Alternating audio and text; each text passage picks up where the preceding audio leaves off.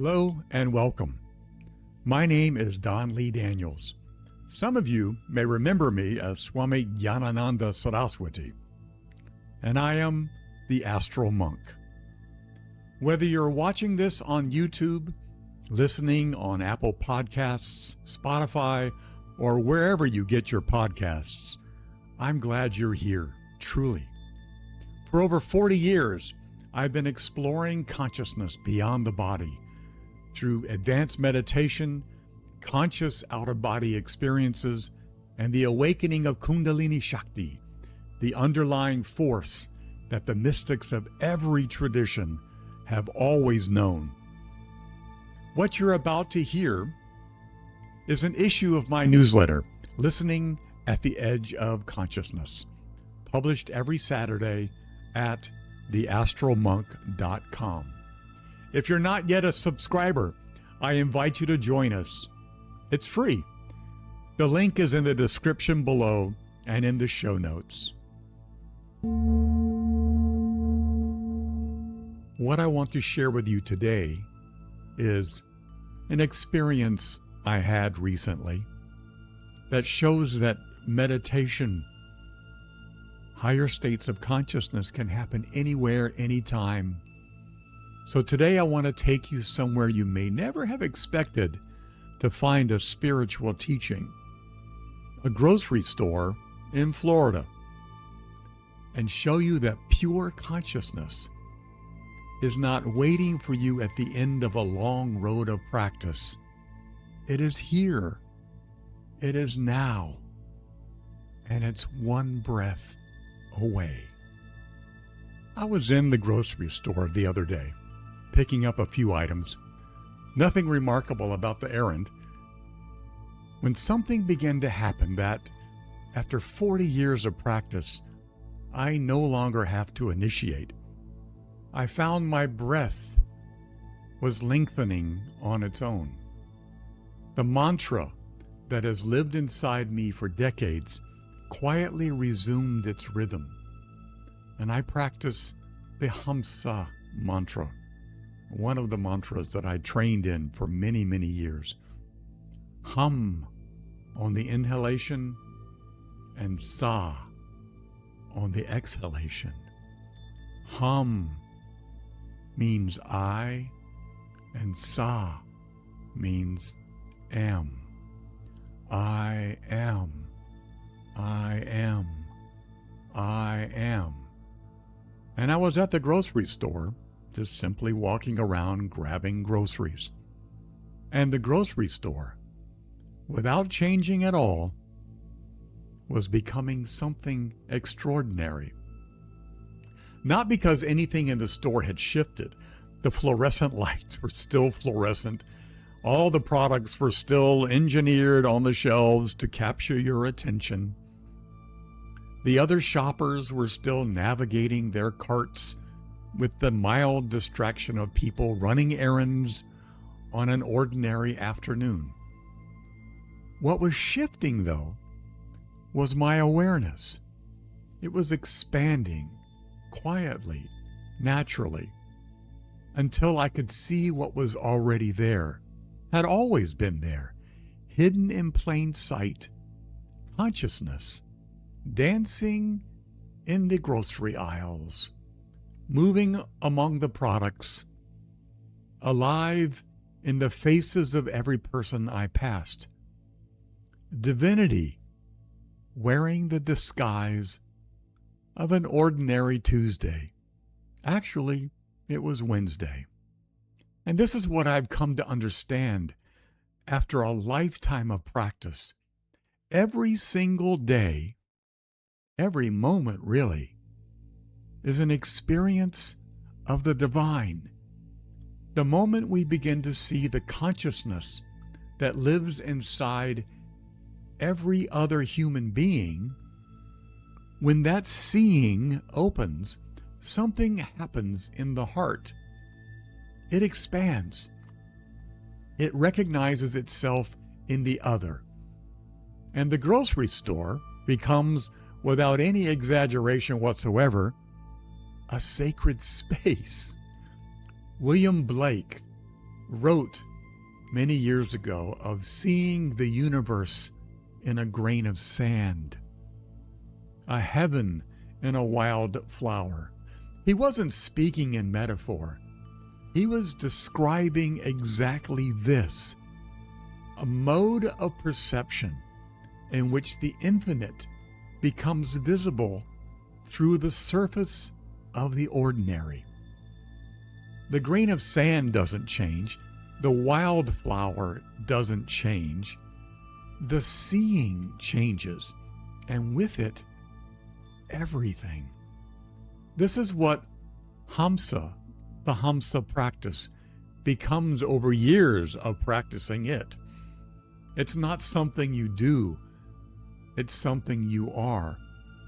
The Sanskrit breaks it open, ham, as I said before. Ham from aham, meaning I, and sa, meaning am, the great I am, reverberating in every breath 21,600 times a day on average, whether you're aware of it or not. The mystics of every tradition have pointed at this same pulsation, and we'll come back to that later. Isaac Bentov, the Czech-American scientist and mystic, wrote a remarkable book called Stalking the Wild Pendulum, approaching this same truth from the direction of quantum physics. The universe itself moves in this ebb and flow, expansion and contraction, inhalation and exhalation, the pendulum swinging in both directions. But here is what Bentov understood, and what direct experience confirms from the inside. Most people know that the universe is made of atoms, and atoms are made of even smaller particles, constantly vibrating. A vibration is a pendulum swing, only at an infinitesimally small scale. And at the end of each vibrational swing, something extraordinary happens. The particle stops, and in that stopping, it winks out of three-dimensional existence entirely, back into pure consciousness, back into the field from which all matter arises. It only appears as a physical object when it's in motion, and when there is an observer present to perceive that motion. No movement, no observer, no three-dimensional object, just consciousness. Your thoughts work the same way. Your feelings work the same way. Your physical body, this sacred temple through which realization itself becomes possible, works the same way. All of it is energy, manifesting in a three-dimensional plane we have all agreed to call real, which means that the gap at the turning point of your breath, the dvādaśānta, the still point, the Shiva yogis mapped with such precision over 1,000 years ago in the Vijñāna Bhairava Tantra, is not a spiritual technique leading somewhere else. It is the same gap that matter itself passes through continuously at every scale of the universe. When you rest in that gap, you are touching the actual structure of reality. Not metaphor, physics. Direct experience.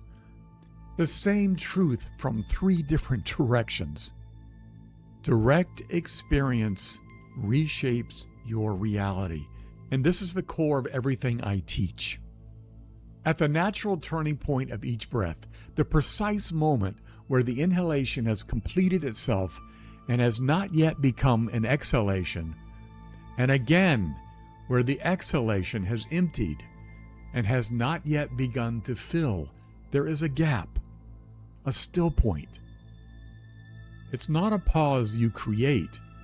It is a pause that is already there, built into the architecture of every breath you have ever taken. If you can learn to rest in that gap, even for a fraction of a second, the ordinary mind stops. The chattering of your mind stops. Not because you forced it, because there is nothing to hold it in motion. The wave has reached the shore and has not yet turned back. In that stillness, something else becomes available. You already know this gap. You have felt it many times. You simply may not have recognized it for what it was. It is that aha moment, that sudden interior opening when something so unexpectedly beautiful stops you in your tracks. And you've had this experience before. A sunrise that you weren't prepared for. A piece of music that reaches into your chest and rearranges something. A painting that holds you in front of it longer than you had intended. Not because you're thinking about it, but because thought has momentarily ceased. The face of a dear friend you haven't seen in years, appearing suddenly, and your breath stops. It just stops. And in that stopping, something vast and luminous opens. That is the dvādaśānta. That is the gap, arriving not through technique, but through beauty, through surprise, through love recognizing itself across a room. Now, what makes art truly beautiful? What makes a sunrise open something in your chest you didn't even know was closed? It's not the colors, it's not the composition. It is that the experience momentarily suspends the thinking mind, and in that suspension, even for a fraction of a second, consciousness touches its own source. The heart expands, the aha arrives, and you stand there, breath caught, not knowing exactly what just happened, but knowing without any doubt that something real just occurred. The Vijñāna Bhairava Tantra, written over 1,000 years ago, saw it with equal clarity. In verse 118, it enumerates the moments when pure consciousness becomes directly available in ordinary life. The Tantra says, just before or after a sneeze, at the onset or cessation of anger, in fear, in deep sorrow, when fleeing from conflict or from joy, in curiosity or wonder, at the onset and cessation of hunger. In all these states and more, the state replete with being of the Absolute is available. This is from 1,000 years ago. Every involuntary movement, when the ordinary flow of thought is briefly interrupted, every gap, every aha, the sneeze, the fright, the sudden beauty, all of them creating the same still point that intentional breath practice cultivates deliberately. And in verse 73, the Vijñāna Bhairava speaks directly to the experience of music, which moves me greatly. The yogin, the practicer, who relishes music and song to the extent that he or she merges with it, becomes filled with unparalleled happiness, attains heightened awareness, and experiences oneness with the divine. It's not through effort. Through the gap that beauty opens. It's not through effort. Through the gap that beauty opens. Through the moment the listener disappears into the listening. It's not through effort. It's through the gap that beauty opens. It's not through the moment the listener. It's not through effort. It's through that gap that beauty opens. It's the moment where the listener disappears into the listening. Now, these are not techniques reserved for monasteries and meditation halls, although you'll find monks working on them, as I did years ago. They are descriptions of something that happens to every human being. The moment a sunrise opens something in your chest that you didn't know was closed, the moment the music reaches in and rearranges something, the moment you turn a corner and see the face of someone you love and you care about. The Vijñāna Bhairava Tantra is simply saying that moment right here is the door. It is a threshold. Learn to recognize it. Learn to rest in it. And learn to enter it consciously rather than stumbling through it accidentally. And it can be taught. What the practice does, what intentional, sustained attention to the breath and its turning points does over time, is take what happens to you accidentally in those aha moments and make it available deliberately. Not manufactured, not forced, but chosen, invited, entered consciously rather than stumbled into. The sunrise opens something in your chest you didn't know was closed, and for a moment you touch the infinite. The practice teaches you to rest in that gap, to extend that moment, to deepen it, to learn to live closer and closer to that threshold until it becomes not a peak experience occasionally visited, but a ground state, your default state, the permanent fragrance of an open life.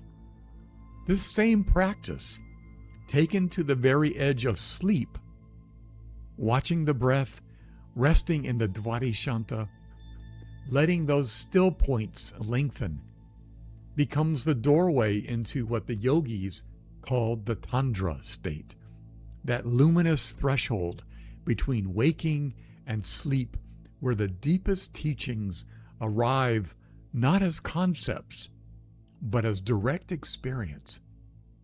But that is a full teaching for another time. As the breath lengthened and the still points deepened, something began to happen that I have come to recognize over decades of practice. The Ajna chakra, the center of the expanded perception located at the point between the eyebrows, began to open. This is not a metaphor. It is a felt experience, as distinct and recognizable as the feeling of sunlight on your face. It's a subtle pressure, a gathering of awareness at that point, and then there's a widening, at least for me, as though an aperture that is normally set quite narrow begins to open to a larger field. Now, what changes is not what you see necessarily. The fluorescent lights are still fluorescent. The products are still screaming for attention from the shelves. What changes is how you see and what becomes available to perception beyond the purely physical. People begin to register differently. It's not just as bodies navigating a store, but as fields, energy patterns, emotional textures, the quality of someone's inner state becoming perceptible the way temperature is perceptible. It's not seen exactly, but unmistakably felt. And it starts out subtle, and then you begin to pick up on things. A heaviness moving through the cereal aisle. There's a brightness near the flowers. The quiet grief of someone standing very still in front of a shelf, not really looking at what's there. You begin to feel everything. One of my teachers used to say very simply, see God in each other. 5 words, a complete teaching. But there is a world of difference between reading about or hearing about seeing God in each other and nodding along because it sounds spiritually correct, because you're supposed to believe it, and actually beginning to see it, actually feel it, actually knowing it in the way the science fiction writer Robert Heinlein meant when he coined the word grok in his novel so many years ago called Stranger in a Strange Land. To understand something so completely, so fully that you merge with it, that the knower and the known become one. There are times on the spiritual path when we look around at the apparent craziness of this world, its violence and noise and distraction, and we genuinely feel it. The sensation of being a stranger in a strange land. I've felt it. Of having glimpsed something that most of the people around us haven't seen yet, and not quite knowing how to live in both worlds simultaneously. But here is what the path eventually reveals. This strange land is not foreign territory. It is your own consciousness dreaming itself into form. Every person in that grocery store, every product screaming for attention, every heaviness in the cereal aisle, and every brightness near the flowers, all of it, your own play of consciousness, expressing itself in 10,000 forms for what it actually is. When that recognition deepens, not as philosophy, but as lived, felt, embodied knowing, the stranger disappears. Not because the world becomes less complex or less challenging, but because nothing in it is truly foreign anymore. You begin to see everything in a different light, no matter what the circumstances. The craziness included, believe it or not. The negativity included. All of it held inside the same vast awareness that breathes hum and saw in your chest 21,600 times a day. When you truly begin to grok the consciousness living inside every person you pass, not as a belief, not as a spiritual aspiration, not as something you're performing because a teacher told you to or that you read, but as direct, immediate, undeniable knowing, something happens that no matter of belief can manufacture. There is an ecstasy that begins to well up in the heart. Not the ecstasy of excitement or emotional enthusiasm. Something far quieter and far vaster than that. It's a fullness, a recognition, the heart expanding to contain what the mind could never hold. And in that expansion, that aha, that inhalation of pure wonder, you are touching the same threshold we have been circling all along, the dvādaśānta of the heart, the gap where pure consciousness stands revealed not as a concept, but as the living reality it has always been. The store becomes a living field of consciousness, each person an expression of the same awareness breathing hum and sa in your own chest. I am. Now here I want to pause and say something that I consider essential teaching, not a footnote, not a caution buried at the end. When you open up in this way, you must also learn to guard your energy. An open, flowing, energetic field is attractive to those who are depleted, angry, or carrying significant pain. This is not their fault. It is the nature of energy seeking equilibrium. But if you move through the world in an open state without awareness of this dynamic, you will find yourself drained in ways that are difficult to explain. You may feel inexplicably exhausted after ordinary errands. You may absorb emotional states that are not yours and carry them home without even knowing it. This is not a minor inconvenience. For those who are genuinely open, whose ajna, whose chakras are beginning to awaken, whose field is becoming permeable, it is something that requires real attention and practical wisdom. The New Testament contains a passage that has always struck me as one of the most honest descriptions of this dynamic ever recorded. Jesus, or as I love to call him, Yeshua, is moving through a crowd when he suddenly stops and asks, "Who touched my robe?" His disciples are baffled. There are people pressing in from every direction, but Yeshua is not asking about physical contact. He felt something specific, power flowing out of him. A woman who had reached toward him in desperate faith had drawn from his field and had been healed, and he knew it, not through sight or reasoning, but through felt awareness of the energetic flow. He felt the power move through him and out of him. And here is what is essential to understand about that moment. He was not depleted by it. Yeshua knew himself to be one with the Father, a clear, open channel for an infinite source of divine power moving through him into the world. What flowed out was not his personal energy to be spent and exhausted. It was the infinite Śakti of pure consciousness expressing itself through a human form that had become transparent to it. The flow was real. The source was inexhaustible. And this is the model. But it is not the starting point. It is the destination that practice moves us toward.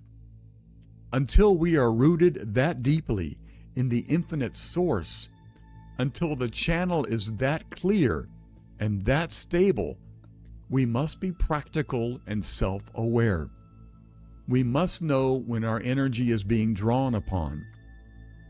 We must know how to return to center, to the breath, to the I am, to consciousness within, to that compassion that can flow outward without the center being compromised. The protection is not about closing down or hardening. It is not about becoming less open or less loving. It's about learning to give from the infinite rather than from the personal. Rooted in the source, in pure consciousness, you can move through a grocery store full of human suffering and human beauty, fully open, fully present, fully permeable, and return home with your center intact. And so I moved through that store, open, centered, breathing Ham and Sa, the ordinary chatter of my mind growing quieter and quieter, thinning like morning mist as the breath deepened and the still points lengthened, not drifting, entering, moving into that thought-free space where the noise of the conditioned mind falls away and something else becomes possible. The little chattering monkey mind that we all have grew still. And it is in precisely this quality of stillness, not in the busy associative chatter of the ordinary mind, that genuine, spontaneous arising occurs. Not a thought I was thinking, but I had an appearance, an image and memory of a dear friend arising on its own, clear and warm, in the quiet interior space that the practice had opened. Now, I've come to recognize this quality of spontaneous arising as one of the hallmarks of elevated consciousness. The synchronicities that emerge from this space are not accidents. They are not coincidences dressed in spiritual language. They are the natural expression of a field of awareness that has temporarily released its ordinary boundaries and begun to touch the unified field in which all of us apparently separate, are actually moving together. Now, what happens next still makes my heart sing when I think of it. We had met in this very same store some months before, and our conversation had found its way, as conversations between certain people always do, to the things that matter most. My friend and I had been talking about a photograph of Sri Ramakrishna, a 19th century saint of India. And you may know the image. There's a picture of Ramakrishna where he's standing with one hand raised and the other resting on his heart, eyes closed, face utterly transported, and he is in samadhi, breath suspended, mind dissolved, consciousness absorbed into what he called the mother. That was his name for Kundalini, for the living force of the universe, for Śakti herself moving through and as all of creation. He entered this state constantly, spontaneously, not through effort, but through the overwhelming recognition of the divine in everything he encountered. A name, a song, a sunset, the thought of the mother. His breath would stop, his body would become still, and he would remain in that suspension.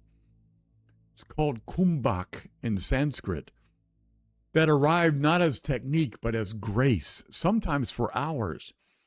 His kumbhak was not something he did. It was something that happened to him when consciousness recognized itself.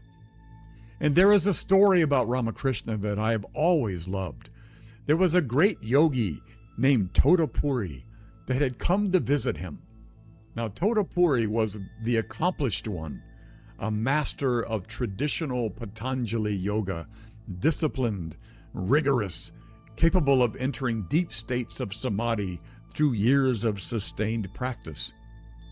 By every external measure, he was the teacher. Ramakrishna was the devotee, the ecstatic, the one who wept at the thought of the mother and swooned into samadhi in the middle of conversations. But Totapuri's heart was dry. He could enter the deep states. He had mapped the inner territories with precision, and yet the ecstasy, the living flood of divine presence that moved through Ramakrishna like weather, unbidden, overwhelming, glorious, that he could not access. He watched Ramakrishna move in and out of samadhi with something between bewilderment and longing. Now, the story goes that Ramakrishna eventually touched Totapuri at the Ajna chakra, that point between the eyebrows where, as we were discussing, perception begins to expand beyond the ordinary. And something that all of Totapuri's years of technical mastery had not been able to unlock opened. The divine flooded in. Totapuri, the accomplished yogi, the teacher who had come to instruct, fell at the feet of Ramakrishna in ecstasy. Now, I love this story not because it diminishes technique. Technique matters. Practice matters. The years of showing up matter enormously. But it tells the truth about something that every serious practitioner eventually discovers. There is a dimension of this that cannot be forced open from the outside. It opens from within. When consciousness recognizes itself, when Śakti moves, when consciousness moves. All of us have different experiences along the way. We all have different entry points, different moments when the door opens and the flood arrives. But when you begin to touch divine ecstasy, even at its edges, even for a moment, nothing else comes close. Nothing else even compares to this divine ecstasy. I want to say something directly to those who come to these practices through curiosity rather than devotion, through the thrill of astral projection an out-of-body experience through the adrenaline of multi-dimensional exploration, through simple fascination with the territory beyond ordinary waking consciousness. It doesn't matter how you enter. The experiences themselves become the teacher. And this is why I always say in this Astro Monk project, direct experience reshapes your reality. Not belief, not philosophy, not someone's account of what is possible, and not just reading about it. It's your own direct, lived, undeniable experience, entered through whatever door, whatever threshold was open to you. And this begins to do something to you that nothing else can, quietly, irreversibly.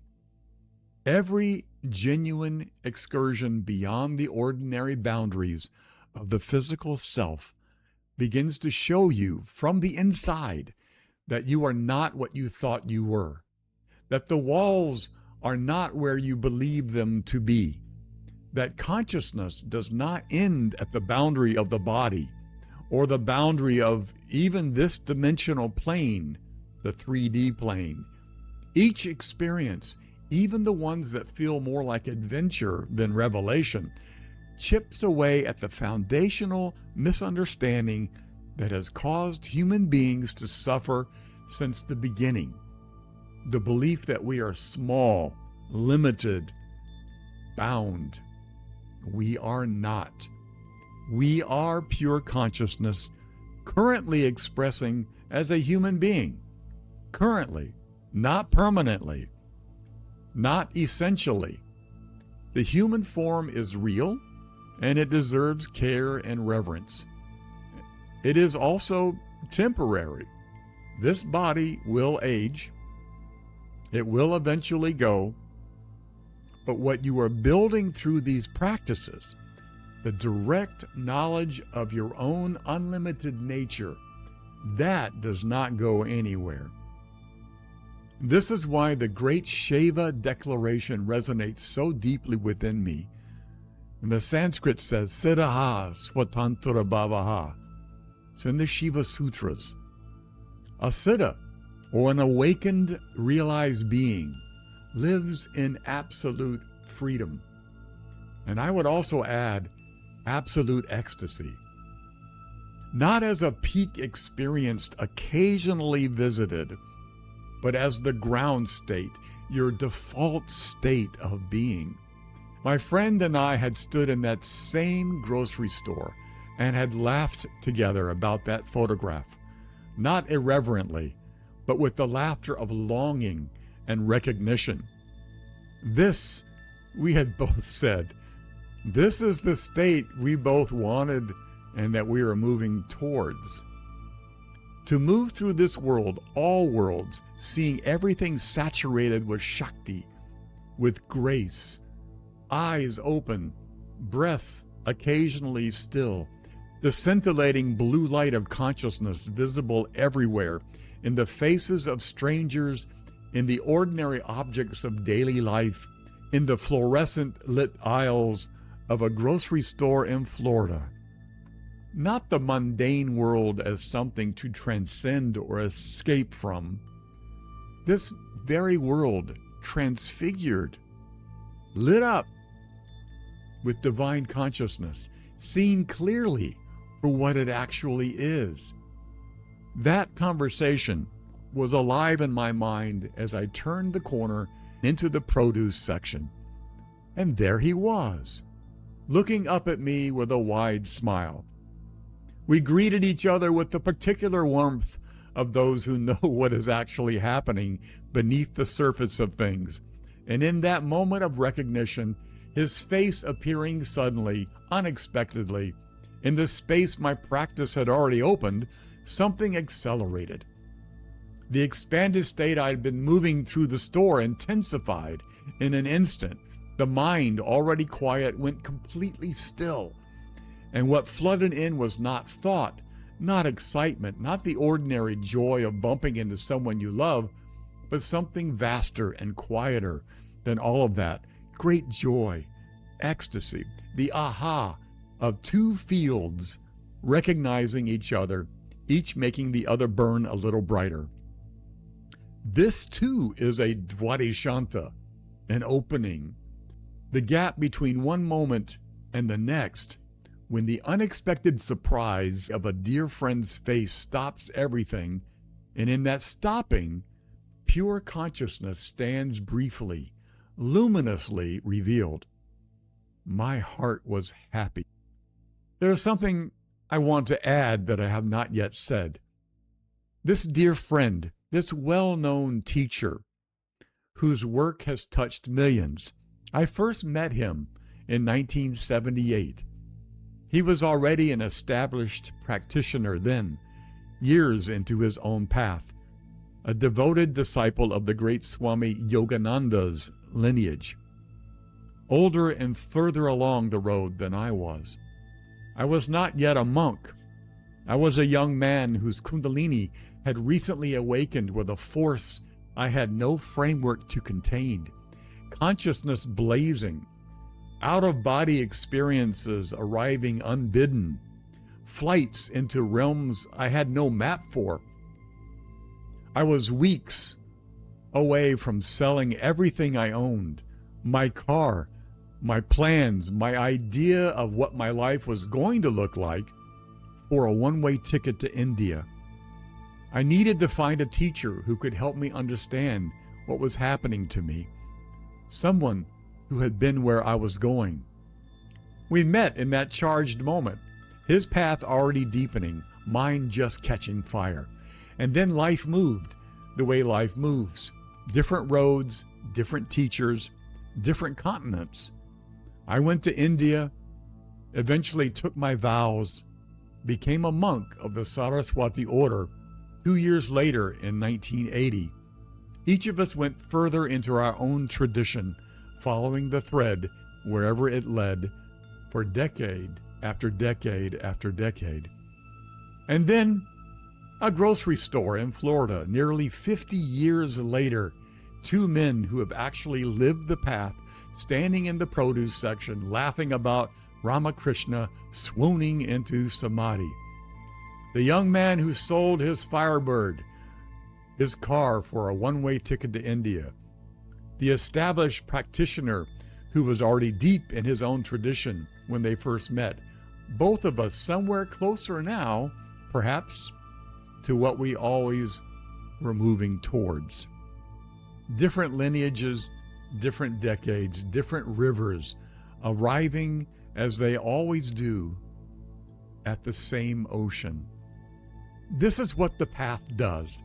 If you stay on it long enough, it brings you home, not to a place, to a recognition, to the understanding that the pure consciousness you were seeking out there, in India, in the ashram, in the years of practice and sacrifice and surrender, was here all along.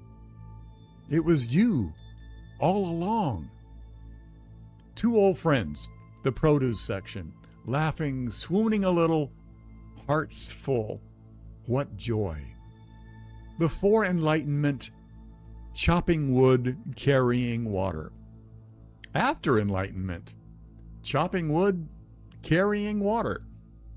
Lama Surya Das titled one of his finest books, After the Ecstasy, The Laundry.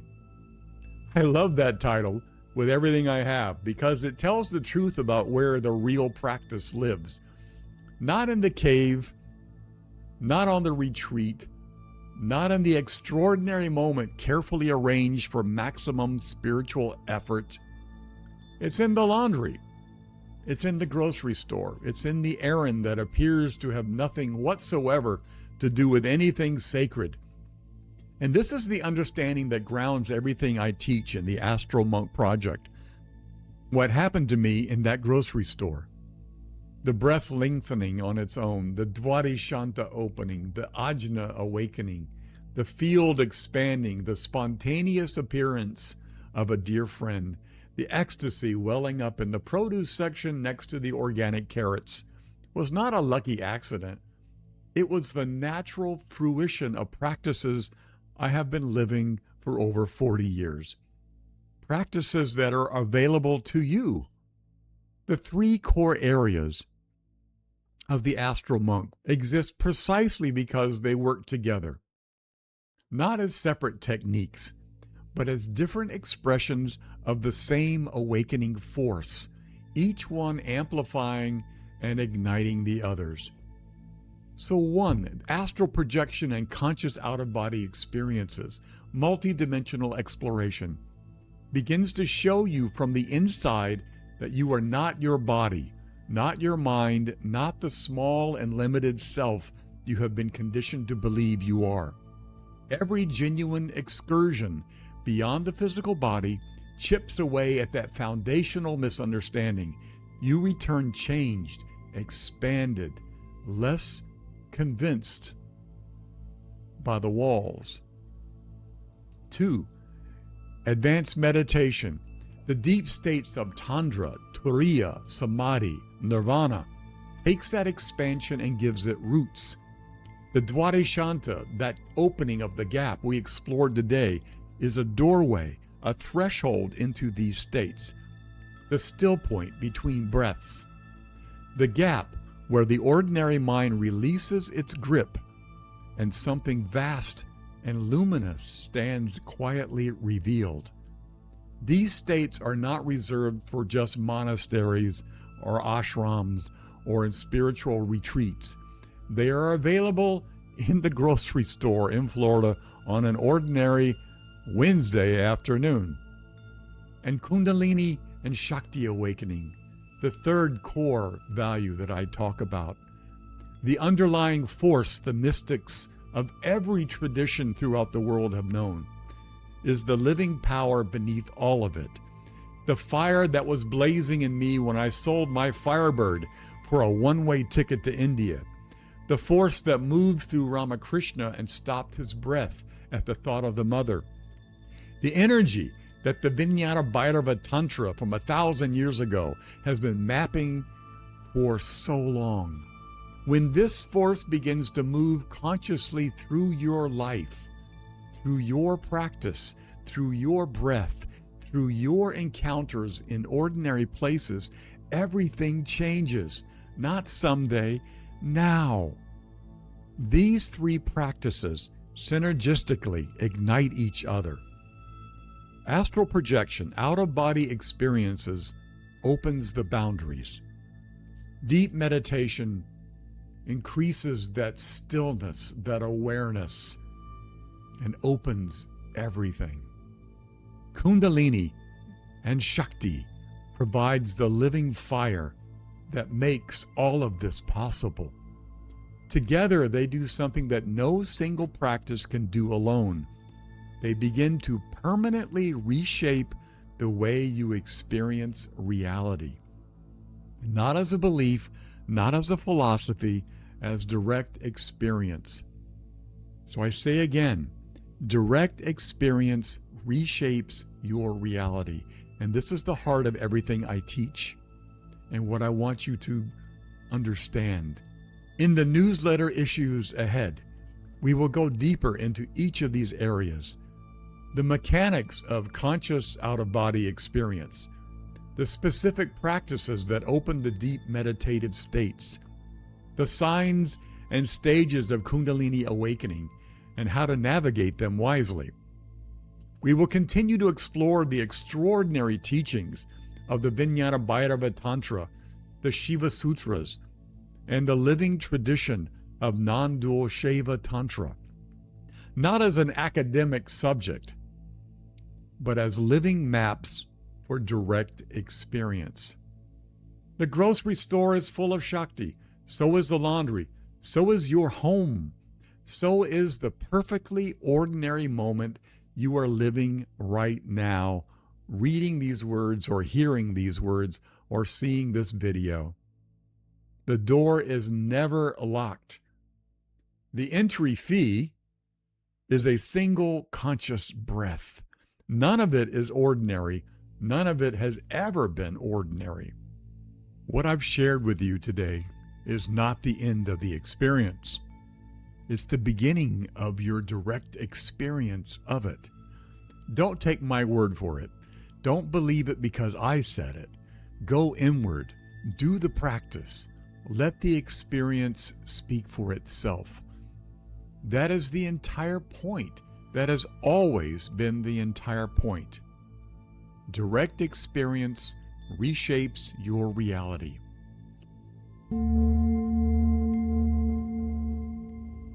That's the end of this issue of Listening at the Edge of Consciousness.